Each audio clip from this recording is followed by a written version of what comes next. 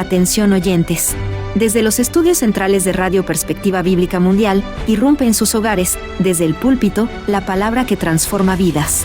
Bajo la conducción del pastor y evangelista José Barito, director del Ministerio de Sostén Propio, una voz que clama en Venezuela. Prepárese para un mensaje contundente sobre la verdad bíblica presente que sacudirá su espíritu y renovará su fe. El momento de la revelación ha llegado. Permanezca con nosotros.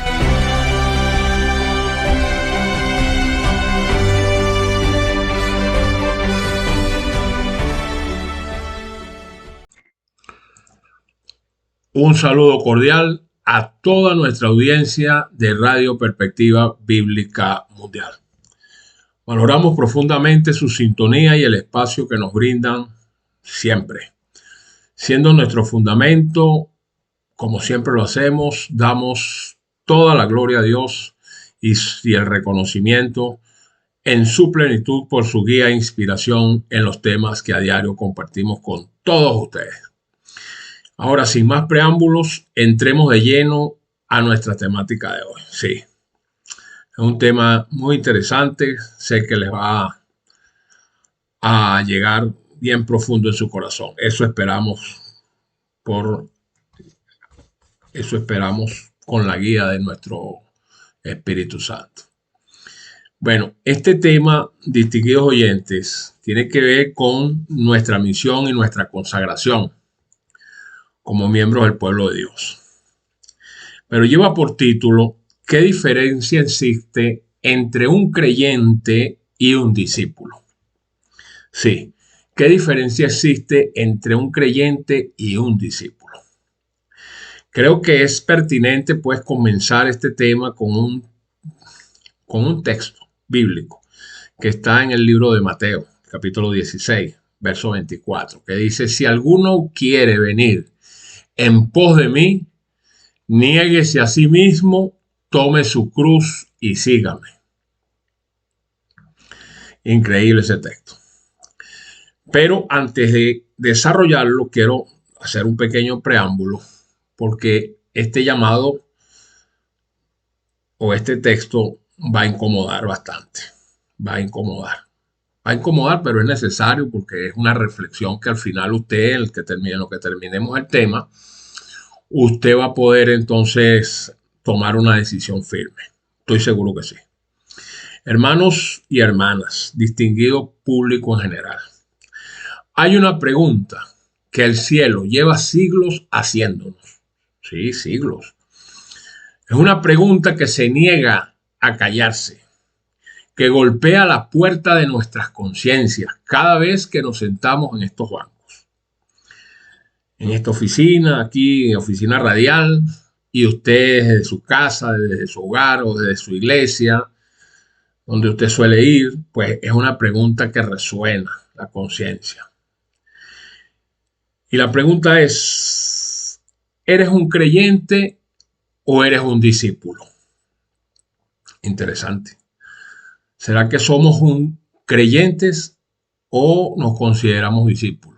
Bueno, eso lo va a determinar en las Escrituras Sagradas, por supuesto. Ahí donde vamos a poder ver específicamente dónde estamos situados. Sí, porque fíjense ustedes que en la narrativa del Nuevo Testamento existe una distinción que no podemos seguir ignorando. No, porque está escrito. Había multitudes que seguían a Jesús. Multitudes. Que aplaudían sus milagros, que comían del pan que él multiplicaba, que lloraban cuando él sanaba. Sí, multitudes.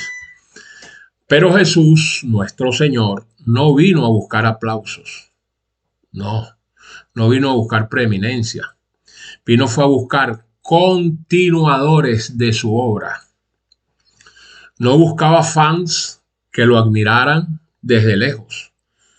Buscaba discípulos que lo siguieran de cerca, aunque el camino costara todo lo que tenían.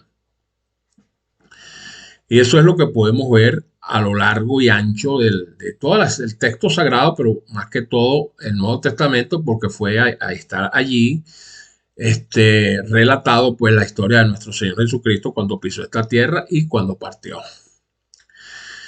Miren, mientras que la creencia puede nacer de un simple asentimiento intelectual o de una necesidad emocional, el discipulado exige algo radicalmente diferente. Sí, y eso que exige es una metanoia. ¿Qué es una metanoia? Pues una transformación radical de la mente y la voluntad. Cristo no buscaba simplemente adherentes que aceptaran su doctrina. Busca es a hombres y mujeres que encarnen su carácter y continúen su misión aquí en esta tierra. Escuchen bien esta distinción. Un creyente acepta la redención, claro que sí, es lo que busca, mientras que un discípulo encarna el reino. Y esto nos hace pensar que esa distinción nos hace un llamado para despertar. Sí. ¿Por qué? Porque ya está bueno. Ya está bueno de tanta indolencia, de tanta somnolencia espiritual. Ya está bueno de venir al templo que ustedes vayan, los días de culto, como si esto fuera a cumplir con un trámite, con una rutina o una obligación social. Y luego pasar el resto de la semana, sí, el resto del mes, el resto del año, dedicados completamente a los intereses mezquinos e individuales. Hay que subrayarlo. Debemos asumir nuestro rol como productores y no como meros consumidores. La palabra terminante nos dice en el libro de Mateo, capítulo 3, es muy determinante lo que dice Mateo, capítulo 3, en el verso 10. Dice que el hacha está puesta a la raíz de los árboles. Por tanto, todo árbol que no dé buen fruto será cortado y echado en el fuego. ¿Lo oyeron? ¿Oyeron eso? Según lo que vimos allí, pues no por su nombre, sino por su fruto se determina el valor de un árbol. Si el fruto no tiene valor, el nombre no puede salvar al árbol de la destrucción. Y eso lo dice el deseado de toda la gente. Sí, dice que no es por su nombre, sino por sus frutos lo que determina el valor de un árbol.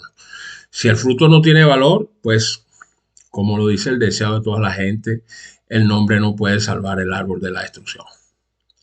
Entonces, la condición en que se encuentra la iglesia hoy no es la conveniente. No es la que el Señor diseñó. Y si la iglesia no cumple su rol, el Creador sabrá qué hacer con ella. Y fíjense ustedes que ya el Creador tiene dispuesto otro pueblo que sí cumplirá su cometido, porque está escrito. Y esos son los obreros de la hora undécima. Así lo dice la Escritura. Y estos obreros son los que se unirán en estos últimos días y suplantarán a aquellos hermanos nominales que tuvieron años acariciando la verdad, pero que nunca estuvieron verdaderamente comprometidos con ella para terminar la misión encomendada. Por eso debe surgirnos una pregunta. ¿Puede acaso Cristo confiarle su legado a ese tipo de personas o solo puede contarle entre la multitud? Eso es una pregunta. Entonces, todo viene porque hay una raíz, la raíz del problema, y es porque el enemigo no duerme, señores. Miren, hermanos y distinguidos oyentes, si hay algo que debemos entender con urgencia es que el letargo espiritual no es accidental. Sí, no lo es. Hay un enemigo que trabaja sin descanso para mantener al pueblo de Dios paralizado totalmente, inactivo, cómodo en su somnolencia. Sí, el mismo espíritu de profecía, la pluma inspirada, nos dice en Joya de los Testimonios que Satanás estudia la Biblia con cuidado, sabe que le queda poco tiempo y procura en todo punto contrarrestar la obra que el Señor está haciendo sobre esta tierra. Eso es bastante delicado, ¿no? Entonces, este adversario no necesita que usted niegue a Cristo, no. Solo necesita que usted no haga nada. Solo necesita, pues, mantenerlo ocupado con lo suyo, con sus planes, con sus comodidades, con sus entretenimientos. Solo necesita que usted sea el árbol que existe, que tiene nombre, que ocupa espacio, pero que no da fruto. Eso es lo que nos determina esa situación. La misma pluma inspirada en Joyas a los Testimonios, en el tomo 1, dice que Satanás procura mantener al pueblo de Dios en un estado de inactividad y de impedirle que desempeñe su parte en la difusión de la verdad, para que al fin sea pesado en la balanza y por supuesto sea hallado falto. Increíble. Y dice ahí, pesado en la balanza y hallado falto. Bueno, esas palabras deberían helarnos la sangre. Esas palabras le costaron el trono a Belsasar y allá en el libro de Daniel, y podrían costarnos la eternidad a nosotros. La palabra es eterna, tiene poder, está escrita porque se va a cumplir. Entonces, hay advertencias que nos dan tanto el espíritu de la profecía y las escrituras sagradas que, bueno, que no podemos ignorar. Por ejemplo, nosotros debemos saber que hay una historia que no queremos repetir. Los mismos testimonios selectos en el tomo 2 dice que la misma desobediencia y fracaso que se vieron en la iglesia judaica, ¿están escuchando? La misma desobediencia y fracaso que se vieron en la iglesia judaica, allá en el judaísmo ortodoxo, han caracterizado en mayor grado al pueblo que ha tenido la gran luz celestial de los últimos mensajes de amonestación. Se pregunta la pluma inspirada, ¿dejaremos que la historia de Israel se repita en nuestra vida? ¿Despilfarraremos nuestras oportunidades y privilegios hasta que Dios permita que nos sobrecojan la opresión y la persecución? Buena pregunta, ¿no? Entonces, hermano,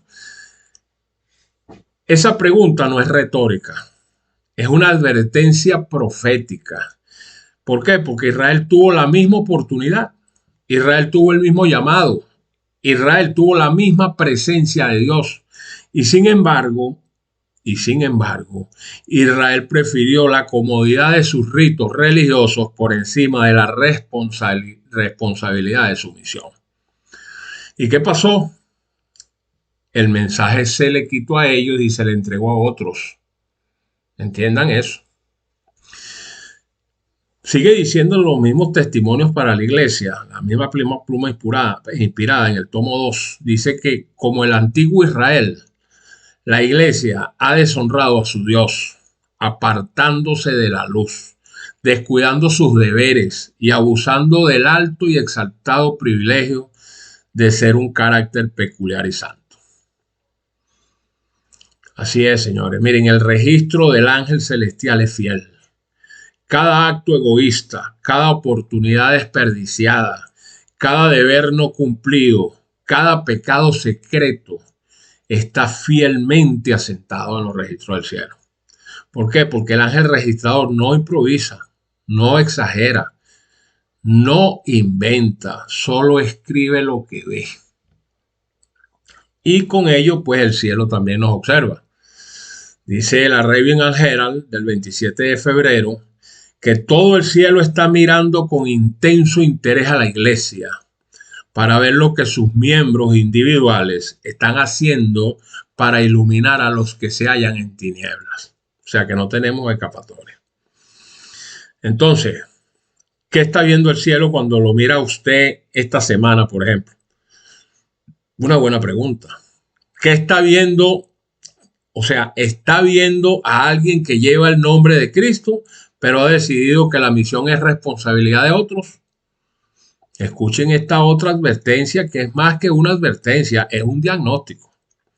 La Arabian Herald del 22 de mayo dice que muchos están aproximándose al día de Dios sin hacer nada, rehusando las responsabilidades y como resultado son enanos espirituales. Dice que son árboles en el jardín de Dios, pero solo una molestia en el terreno. y oscurecen con sus copas improductivas el terreno que árboles fructíferos podrían haber ocupado. Caramba, enanos espirituales. Dice que es una molestia en el terreno esos árboles, en el terreno de la iglesia. Pues estas no son mis palabras, son las palabras del espíritu de profecía. Y si nos duelen, es porque hay algo de verdad en ellas que todavía no hemos querido enfrentar.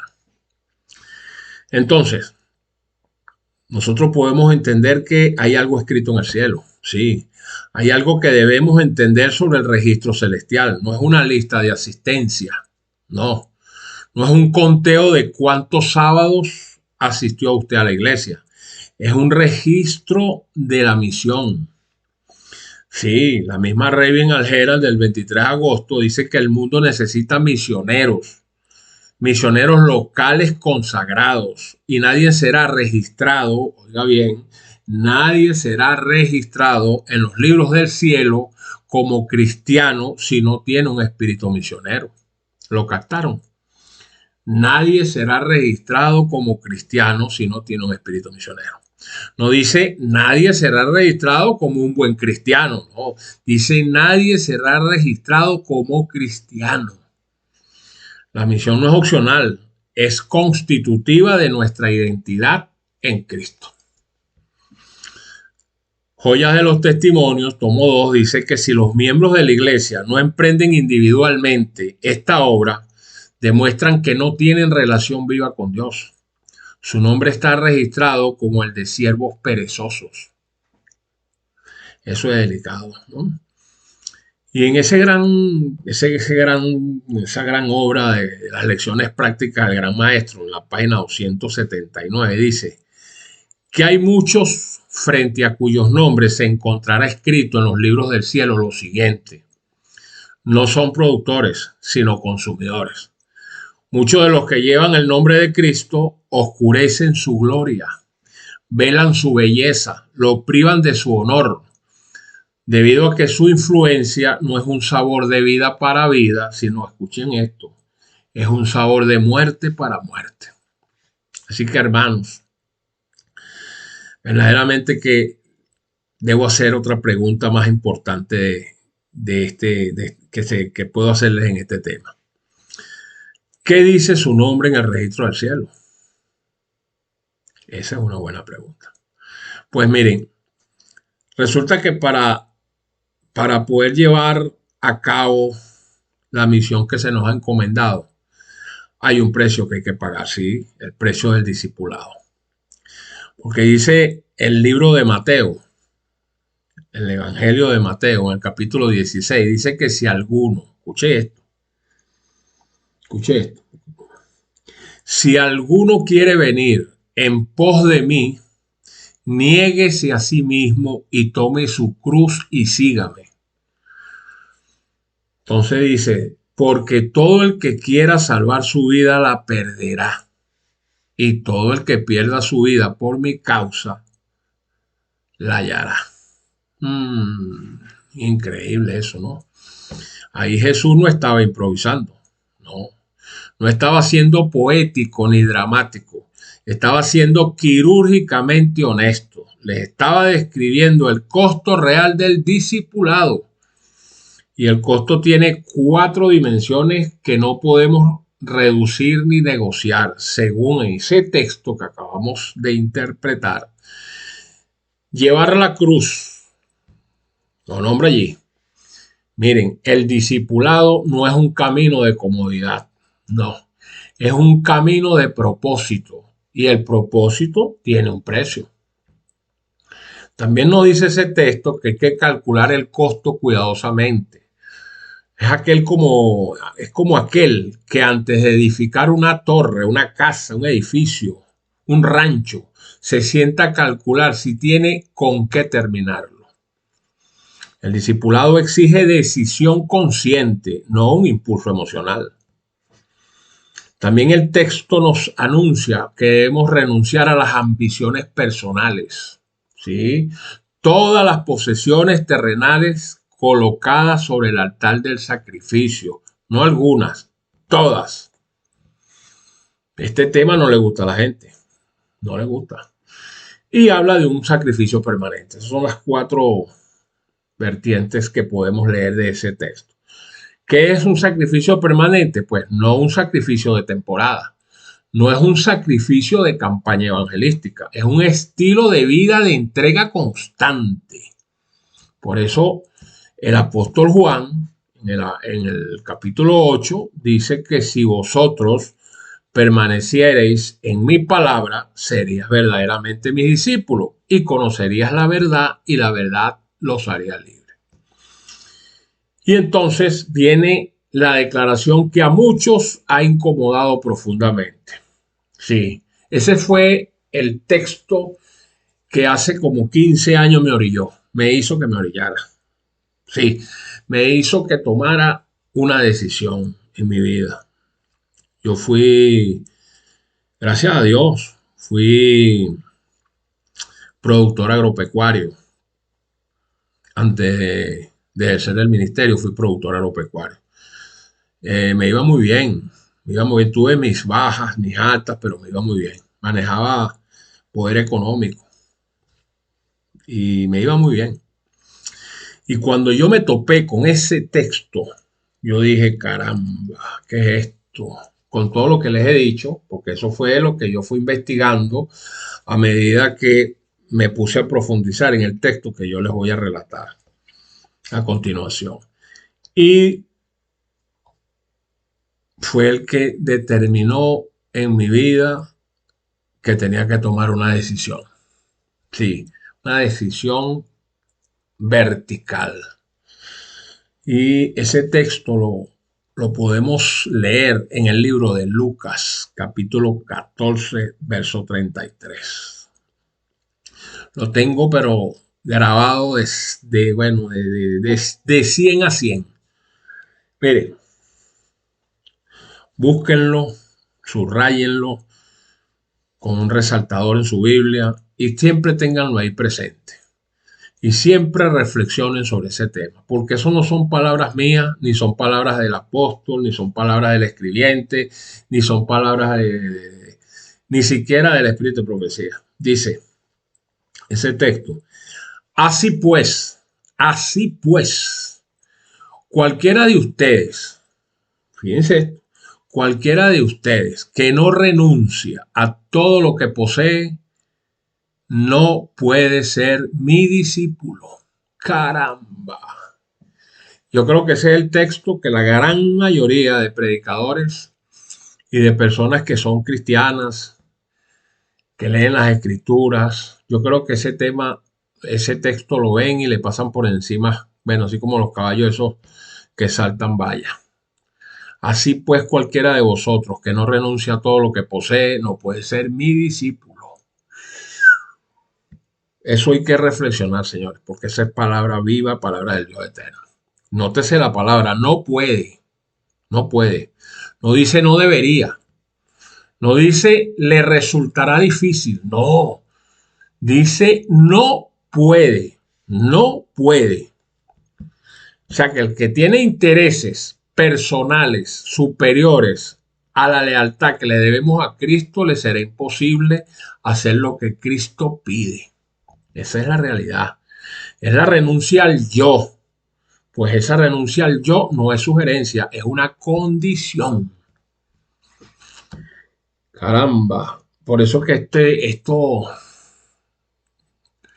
esto hay que saberlo digerir, hermanos, señores.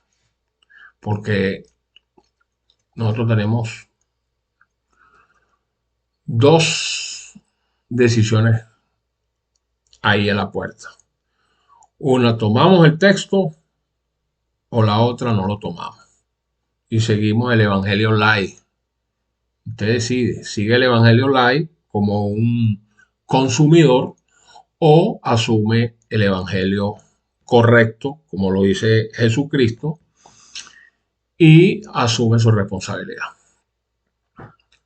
El deseado de toda la gente en el capítulo 28 dice que a Mateo en su riqueza y a Andrés y Pedro en su pobreza llegó la misma prueba y cada uno hizo la misma consagración. Nadie que haga reserva alguna puede ser discípulo de Cristo y mucho menos puede ser su colaborador. Así lo dice el deseo de toda la gente. Entonces, señores, miren, Cristo quiere que demos a las cosas más importantes el primer lugar y nos asegura que las cosas de menor importancia y menor valor serán dadas a cada uno de acuerdo con su necesidad. No puede existir seguridad aparte de Dios y de la ciudadanía de su reino. El mejor remedio para la preocupación es la confianza en Dios. Si hacemos fielmente la parte que nos toca, si damos al reino del cielo el primer lugar en nuestros pensamientos y nuestra vida, Dios, tenga seguro eso, Dios nos cuidará mientras dure nuestra existencia. Así es. Entonces, pongamos cara a cara el creyente contra el discípulo. Vamos a ponerlo cara a cara a los dos. Sí, porque existe una diferencia fundamental entre quien da su asentimiento intelectual a una verdad y quien ha entregado su vida entera a esa verdad. Sí, hay un abismo monumental allí. Miren, el creyente suele ser un consumidor de gracia, mientras que el discípulo es un reproductor de carácter. El creyente busca el cielo como destino y el discípulo busca el reino como estilo de vida. Una diferencia tremenda, ¿no? Para Cristo, el creyente es el objeto de su amor. Claro, lo ama entrañablemente, pero necesita que se convierta en discípulo. Porque fíjense ustedes, el discípulo es el instrumento de su obra. O sea que sin discípulos, el mensaje del evangelio se convierte en una filosofía estática, mientras que con discípulos se convierte en una fuerza transformadora que sacude las naciones. Bueno, sacudió el Imperio Romano en su momento. Entonces, el creyente espera panes y peces, mientras que el discípulo es un pescador de hombres. El creyente depende de los pechos de la madre, mientras que el discípulo está destetado para servir. El creyente es condicionado por las circunstancias, ¿no? Mientras que el discípulo aprovecha las circunstancias para ejercer su fe. El creyente sueña con una iglesia ideal, la sueñan, mientras que el discípulo se entrega para hacer la realidad. El creyente su meta es ganar el cielo, siempre, mientras que el discípulo su meta es ganar almas para el cielo. ¿Ven la diferencia? Al creyente se le promete una almohada, mientras que al discípulo se le promete una cruz. Y quiere que le diga una cosa, el discípulo la asume.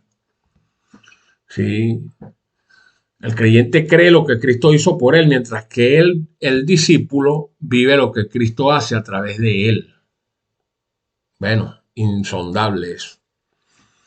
Entonces, hay un verdadero obstáculo con todo esto, y es la ansiedad y la falta de fe. Eso es lo que veo. ¿Por qué? Bueno, pudiéramos preguntar, ¿por qué tanto se quedan en el nivel del creyente y nunca avanzan al discipulado? Bueno, el Señor lo diagnostica con precisión. Sí, el libro de Mateo, otra vez Mateo, en el capítulo 6, dice, por tanto les digo, no se afanen por vuestra vida, qué van a comer o qué van a beber, ni por su cuerpo, qué van a vestir. Mas buscad primeramente el reino de Dios y su justicia, y todas esas cosas que lo tienen a ustedes locos, pues les serán añadidas. Pero eso se llama fe. La fe no se vende, no se consigue en una caja de ace. La fe no la da una universidad. La fe no la da un potentado. No. La fe nace del corazón, cuando usted está convencido de esta verdad. Entonces, si usted va a tener una vida como creyente, porque está más preocupado en lo que va a comer y lo que va a vestir, entonces usted no ha creído en nadie. Lastimosamente, esa es una realidad que este tema nos hace pensar, pues, que es que la mayoría no ha entendido realmente el mensaje que el Señor nos está dando. Miren, la lucha por lo material no es apropiada para los ciudadanos del reino celestial. No es correcto que un hijo de Dios deje las cosas de valor eterno para buscar lo que no es mejor que la hierba del campo. Nace, crece, se desvanece y muere. Y sin embargo, con demasiada frecuencia, la mayoría, hacemos de las cosas materiales el principal propósito de nuestra vida. Si me queda tiempo, voy al culto. Si me queda tiempo, voy a darle un estudio bíblico a mi hermano, a un amigo, a un tío, a un allegado. Y eso por la vana esperanza de que Dios será indulgente con nosotros y que al final añadirá la eternidad como un bono al breve plazo de 70 u 80 años. Pero el apóstol Juan, en el capítulo 6, nos dice, nos emplaza a que trabajemos no por la comida que perece, sino por la comida que a vida eterna permanece, la cual el Hijo del Hombre nos va a dar, nos dará. Y eso es asombroso. Eso se llama fe. Por eso es que hay que vivir es por fe, trabajando duro para la obra del Señor, que el Señor se encarga de qué es lo que va a hacer. Porque usted no puede servir a dos señores. El apóstol Pablo entendió esto mejor que nadie. Escuchen cómo lo describe con su propia transformación. Sí, el libro de Filipenses, escrito por Pablo, capítulo 3, dice, y ciertamente aún estimo todas las cosas como pérdida por la excelencia del conocimiento de Cristo Jesús, mi Señor, por amor del cual lo he perdido todo y lo tengo por basura para ganar a Cristo Jesús. ¿Usted sabe quién era el apóstol Pablo? Un príncipe del Sanedrín. ¿Oyó? Era un doctor, hablaba varios idiomas. Y él dice que todo eso lo volvió basura. Sí, basura, como lo está escuchando. Pablo no usa una palabra suave, usa la palabra más fuerte que tiene. Todo lo que el mundo valora, todo lo que el yo en mayúscula reclama, todo lo que la carne desea, lo llama basura. No porque Pablo sea extremista, no, sino porque Pablo vio a Cristo y al verlo a él, lo demás perdió su peso y su valor. No le está diciendo el Señor, si tú me buscas a mí, busca primeramente el reino de Dios y su justicia, entonces lo demás se te va a añadir. Pero, bueno, no sé cómo lo ha entendido la mayoría de los hermanos cristianos. Entonces, hay que perseverar, porque lo que está en juego no es una novela, no, es una realidad lo que está en juego. Alguien pudiera preguntarse, ¿vale la pena el esfuerzo? ¿Vale la pena el sacrificio? ¿Vale la pena perseverar cuando los resultados se ven lentos? Cuando hay puertas que no se abren, cuando hay corazones que parecen de piedra.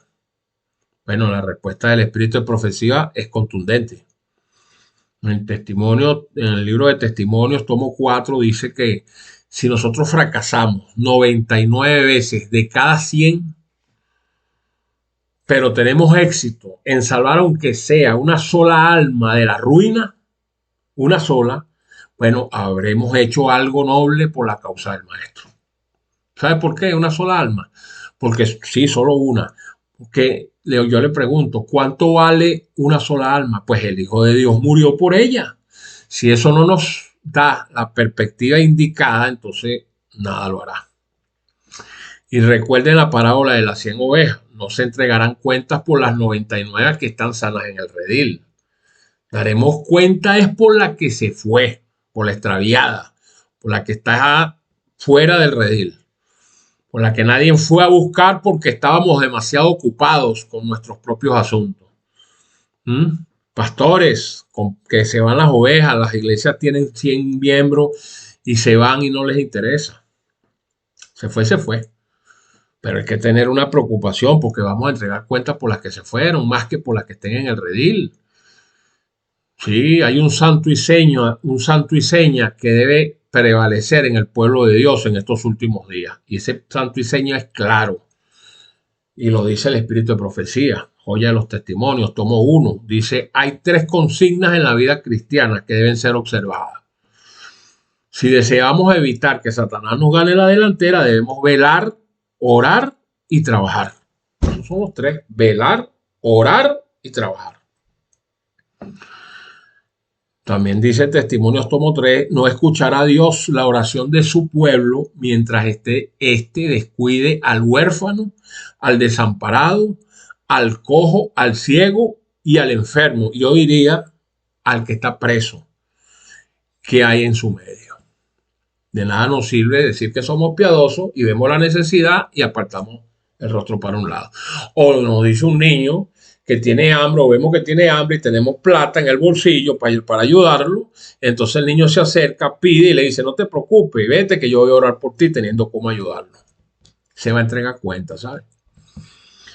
Entonces, el llamado final es a despertar. Sí, hermanos, a despertar.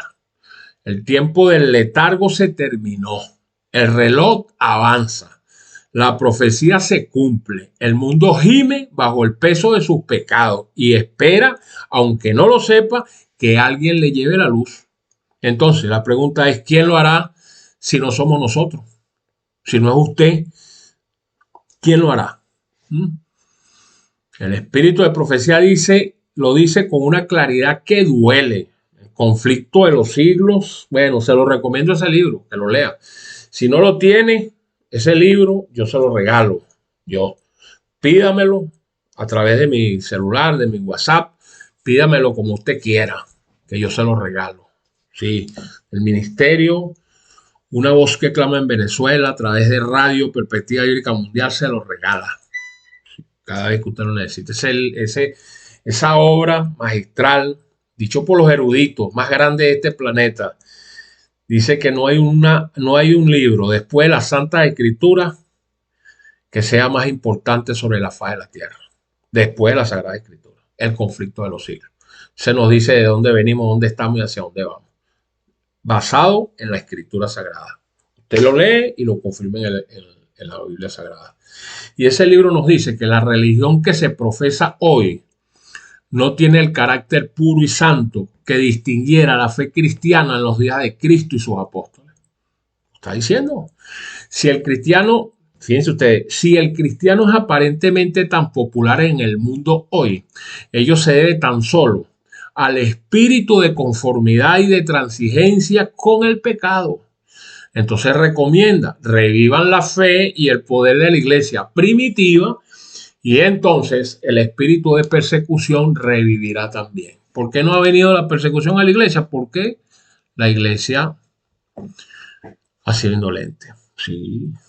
Miren, si el mundo no nos persigue, no es porque seamos tan buenos.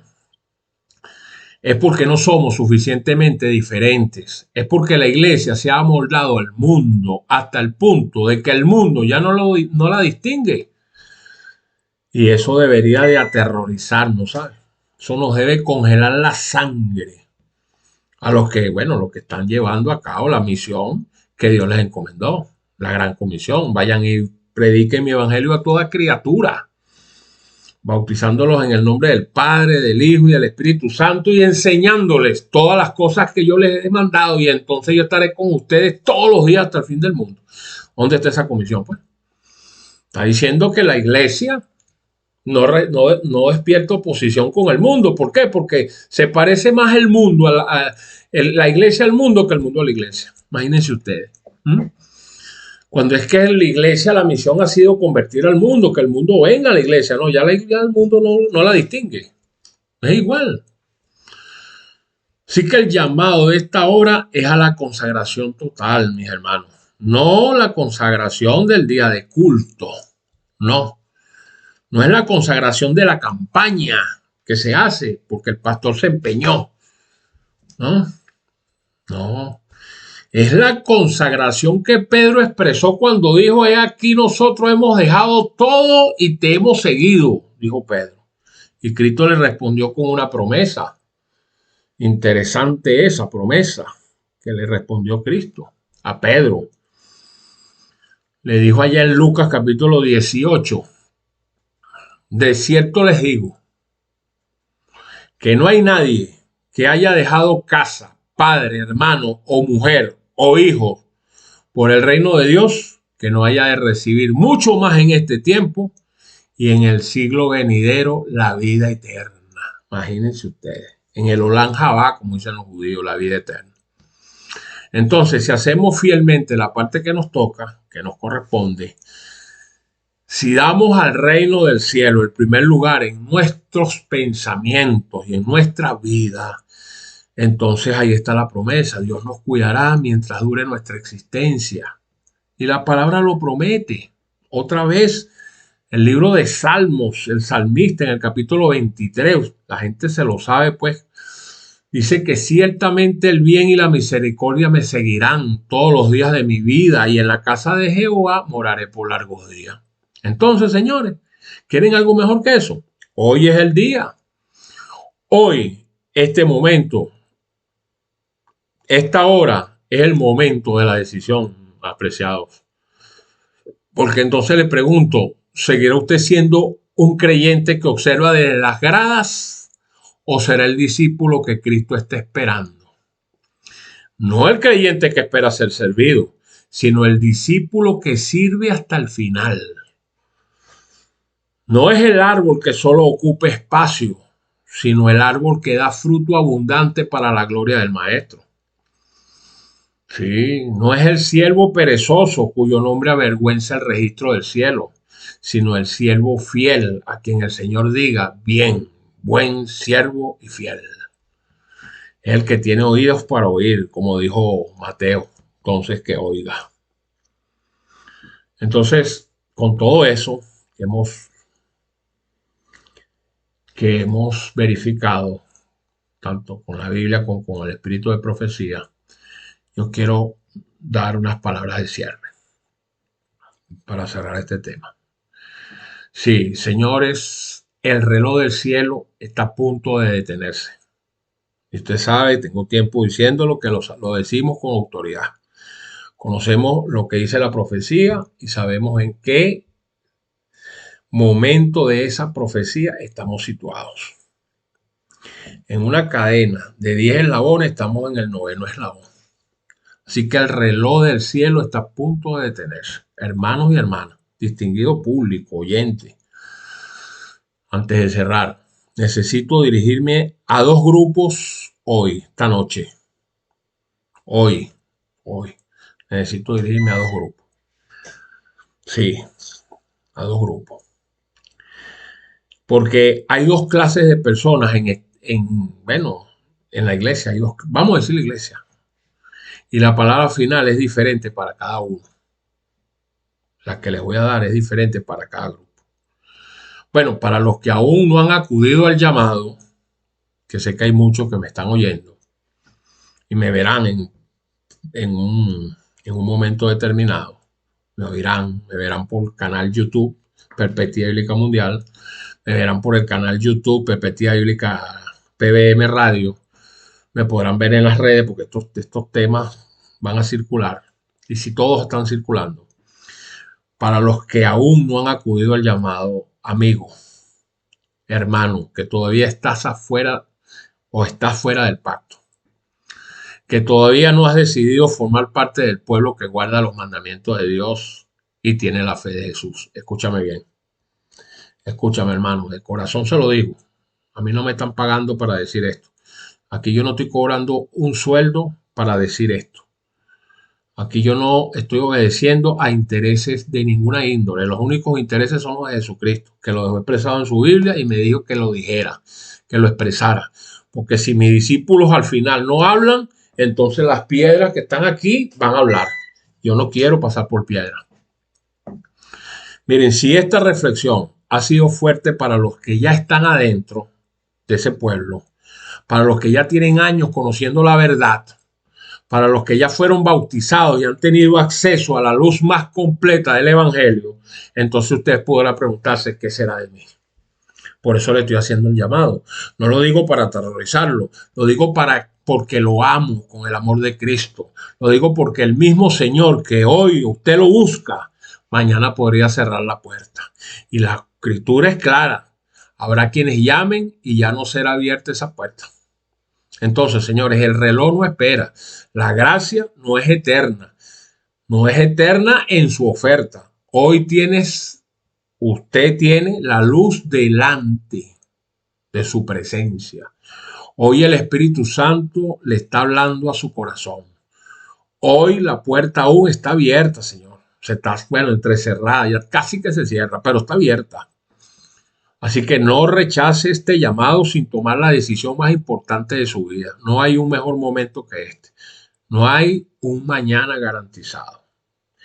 Es necesario que usted reflexione en todo lo que estoy diciendo, lo vital que es el tema para los que ya han abrazado el pacto. Imagínese usted la reprensión del Señor a través de su palabra y el espíritu de profecía.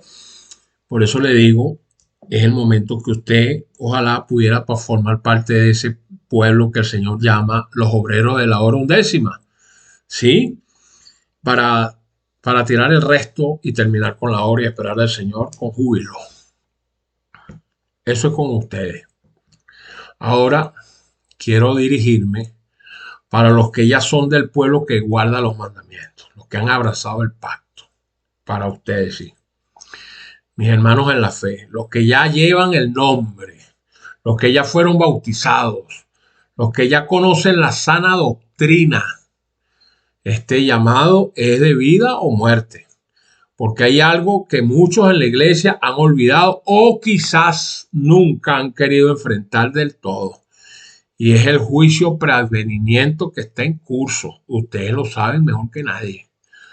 Los nombres están siendo revisados. No sabemos si ya comenzó el juicio de los vivos. Estamos esperando la ley dominical. No lo sabemos. El soberano es el Señor. Pero el juicio tiene tiempo, que comenzó en 1844 y están siendo revisados todos los casos de los que murieron. Pero el caso nuestro está ahí latente. Los que estén escritos en el libro de la vida van a ser revisados. Y si usted está escrito en el libro de la vida, entonces en este momento, mientras estamos aquí nosotros, yo aquí sentado en este estudio radial, y usted en su casa, en la comodidad de su hogar, de su auto, en la calle, donde esté oyéndolo en el celular, como sea, el sumo sacerdote, nuestro sumo sacerdote está en el lugar santísimo. Y el ángel registrador está pasando las páginas de nuestro registro diariamente. No es una metáfora. No es teología abstracta, es la realidad más urgente de nuestra existencia, señores. Cada nombre escrito en el libro de la vida será llamado y junto a ese nombre está el registro. No es el registro de los sábados asistidos a la iglesia, ese no es el registro. No es el registro de las ofrendas que usted depositó en determinada iglesia, es el registro de la vida vivida, es el registro del fruto dado o el fruto que no se dio. Es el registro de las almas buscadas o el de las abandonadas. Es el registro del discípulo o del creyente que nunca quiso crecer. Así que, hermano o hermana, le pregunto nuevamente, por última vez, ¿está su nombre listo para ser revisado? Eso es importante. Y no le pregunto si está en los libros de la iglesia. No. Le pregunto es si está escrito con tinta indeleble y limpia en el libro del cielo. Esa tinta es la sangre de Jesucristo. Entonces, el tiempo de la preparación, usted sabe que está a punto de cerrar, de acabar. No podemos seguir viviendo como si hubiera un mañana eterno para asumir la misión. No, el cierre de la gracia no avisa, él simplemente llega. Y en este momento no habrá tiempo para compensar los años de indolencia, los años de consumo sin producción, los años de nombre sin carácter y de profesión sin fruto. Entonces, la última invitación. Por eso, de rodillas en el Espíritu les hago este llamado. Si eres del pueblo que guarda los mandamientos, despierta hoy. Asume la misión, definitivamente.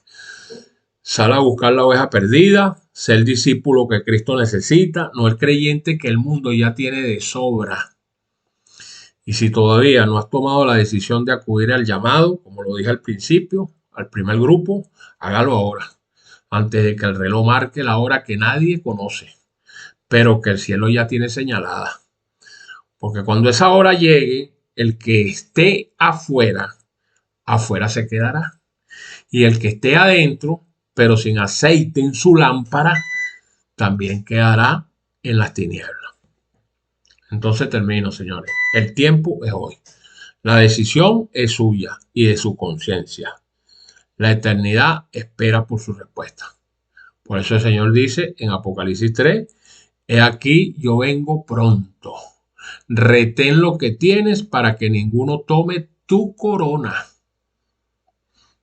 ¿Lo escuchó? Para que ninguno tome tu corona. Entonces, señores, tuve el placer nuevamente, gracias a mi Dios bendito que me brindó esta oportunidad, de dirigirme a todos ustedes. Sí, tengo un peso por las almas. Eso es algo que llevamos, los que hemos aceptado esta misión.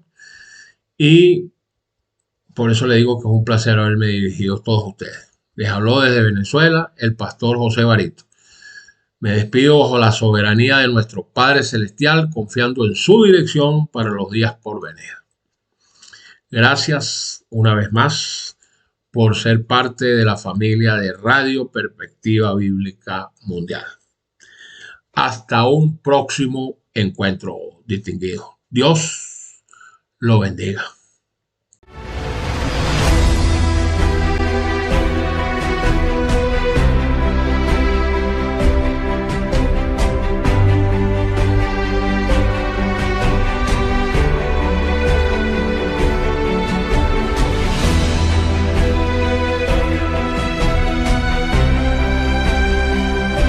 Ha escuchado Desde el Púlpito, donde la verdad resuena con poder. Este mensaje fue traído a usted por Radio Perspectiva Bíblica Mundial, llevando luz a un mundo en tinieblas. Síganos y profundice más en www.perspectivabiblicamundial.com y descubra recursos que fortalecerán su caminar espiritual. Recuerde, la verdad no solo se escucha, se vive. Radio Perspectiva Bíblica Mundial, proclamando el mensaje eterno hasta que Cristo vuelva. Dios le bendiga abundantemente.